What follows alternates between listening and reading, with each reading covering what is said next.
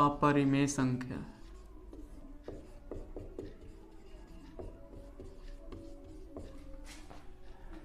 ये क्वेश्चन बराबर पूछा जाता है बिहार बोर्ड के द्वारा क्लास 10th में।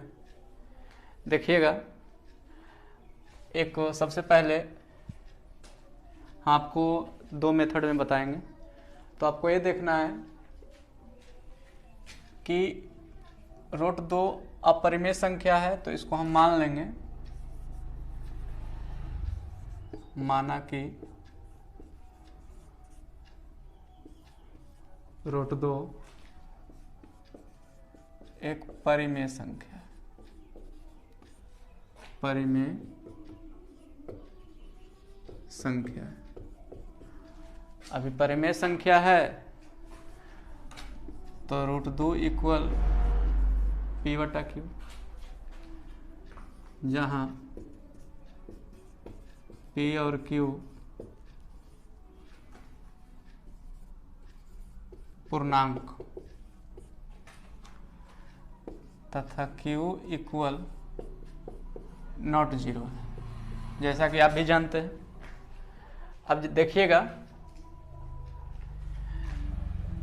एक तथ्य है, दोनों ओर वर्ग करने पर, दोनों ओर वर्ग करने पर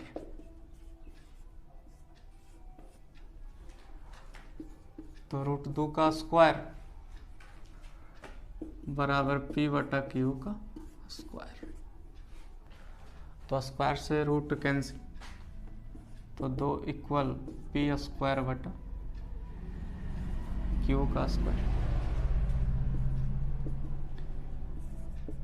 या 2 बराबर हम लिख सकते हैं पी स्क्वायर बटा क्यू इंटू क्यू। पावर है 2, तो 2 बार गुना में इसको लिख सकते हैं। तो क्यू बटा में यानी भाग में है, तो 2q इक्वल पी स्क्वायर बटा क्यू। अब q तो ऑलरेडी पूर्णांक है, तो पूर्णांक है और ए पी बटा क्यू के रूप में, तो ये परिमेय संख्या है। लेकिन वास्तविकता तो यही है कि ये दोनों कभी बराबर नहीं हो सकता है। क्यों नहीं हो सकता है?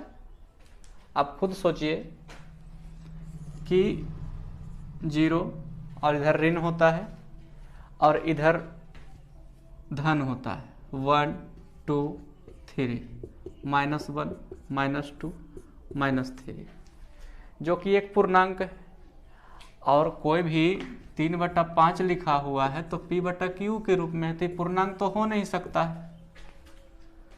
तो पूर्णांक इक्वल नॉट परिमेय। तो यहाँ पर हम लिखेंगे कि हमारा मानना गलत है, इसलिए हमारा मानना गलत है कि रूट 2 एक परिमेय संख्या है।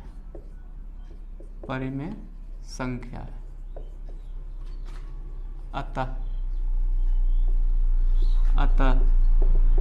रूट 2 एक अपरिमेय संख्या